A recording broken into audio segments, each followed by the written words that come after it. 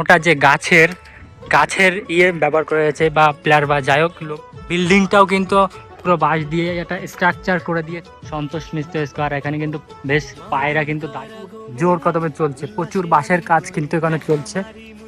আচ্ছা, 4-5 মাস এখানেই থাকবা, এখানেই খাওয়া, এখানেই সব কিছু থেকে বাঁশ নামছে, সেটাই রেডি করে কিন্তু এখানে সাইডে রাখা হচ্ছে।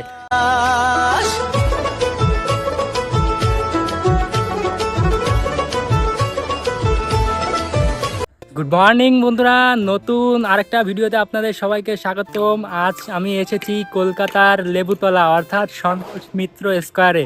আর এখানকার এবারে থিম কিন্তু হতে চলেছে বন্দে মাতারাম। আর সেই থিমের কতটুকু কাজ কিন্তু চলছে আর কতটুকু কাজ হয়েছে সেটা দেখানোর জন্য আজ উপস্থিত হয়েছি এই লেবুতলা পার্কে। তো চলুন আজকের ভিডিওটা কন্টিনিউ করি, আর কতদূর কাজ হয়েছে বা কিভাবে কাজ চলছে সেটা দেখানো যাক। কিন্তু ঢুকে পড়েছি সন্তোষ মিত্র স্কোয়ারের একদম গেটের মধ্যে। আর এই যে দেখতে পাচ্ছেন এখানে কিন্তু বড় করে লেখা আছে যেটা সন্তোষ মিত্র স্কোয়ার। এখানে কিন্তু বেশ পায়রা কিন্তু দাঁড়িয়ে আছে, যেটা দেখতে কিন্তু দারুণ লাগছে। আর এখানেও কিন্তু প্রচুর পায়রা আপনারা দেখতে পারবেন। আর এই যে মেন মাঠ, আর কাজ কতদূর চলেছে সেটা একটু দেখো। এখানে কিন্তু দেখতে পাচ্ছেন বাঁশ দিয়ে বেশ অনেকটাই কাজ কিন্তু এগিয়ে গিয়েছে। আর এখানে অলরেডি লরি থেকে কিন্তু বাঁশ নামছে, ভরি ভরি বাঁশ। এখানে কিন্তু সব বাঁশ লরি থেকে নামছে, অনেক প্রচুর বাঁশ এখানে কিন্তু নেমেছে। আর এখানে কাজ কিন্তু অনেকটা এগিয়ে গেছে। তো চলুন একটু কাছে গিয়ে দেখাই কাজটা কেমন কি হচ্ছে।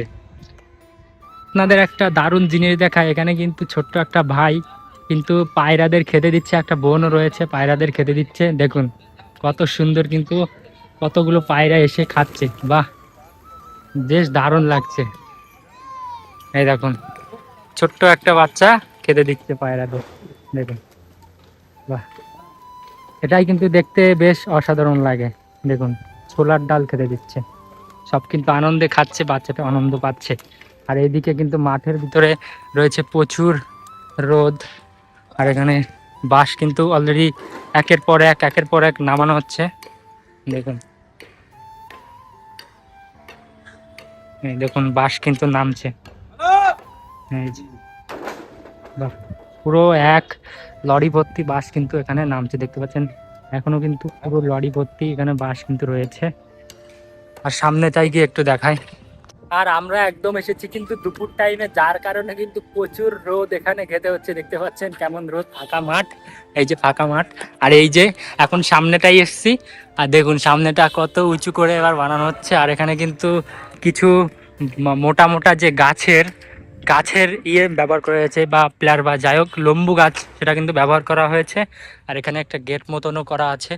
আর এখানে বাঁশ কিন্তু ছড়িয়ে ছিটিয়ে রয়েছে, চারিদিকেই কিন্তু বাঁশ দিয়ে ডেকোরেশন করে একদম ঘিরে দেওয়া হবে। দেখতে পাচ্ছেন বিল্ডিংটাও কিন্তু পুরো বাঁশ দিয়ে একটা স্ট্রাকচার করে দিয়েছে, যাতে কোনো ধরনের কোনো অসুবিধা না হয়, একটা সুন্দর প্যান্ডেল উপস্থাপন করা যায়। আর এখান থেকেও কিন্তু গেট মতন করা হয়েছে। আর দেখুন কাজ কিন্তু জোর কদমে চলছে, প্রচুর বাঁশের কাজ কিন্তু এখানে চলছে।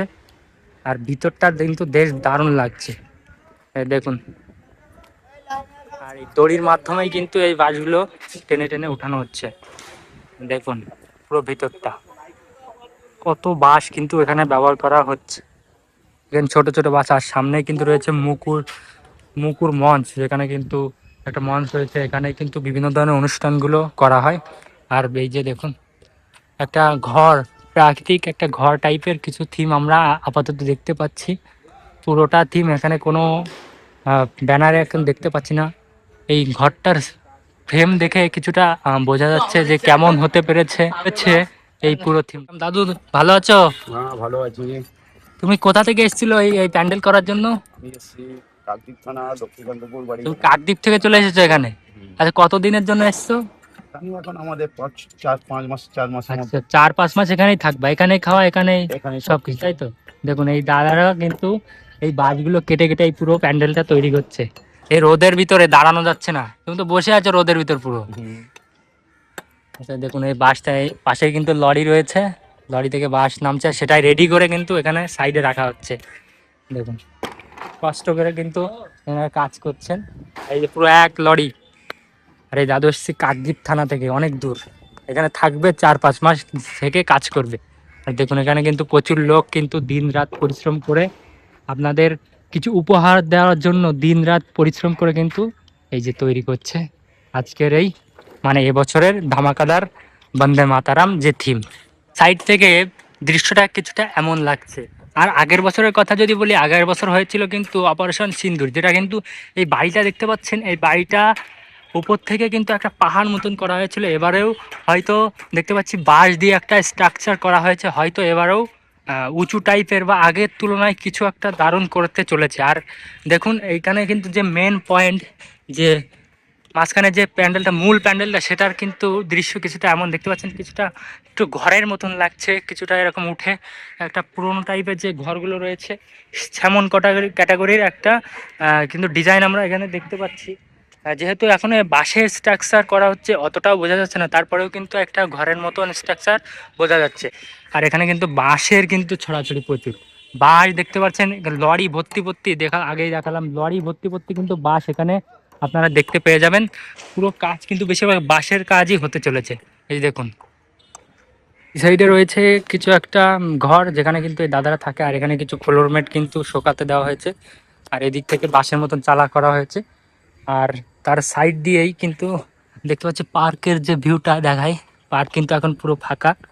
দেখুন পূজার সময় এখানে কিন্তু পুরো ভর্তি থাকে মানুষ, লোকের সমাগম।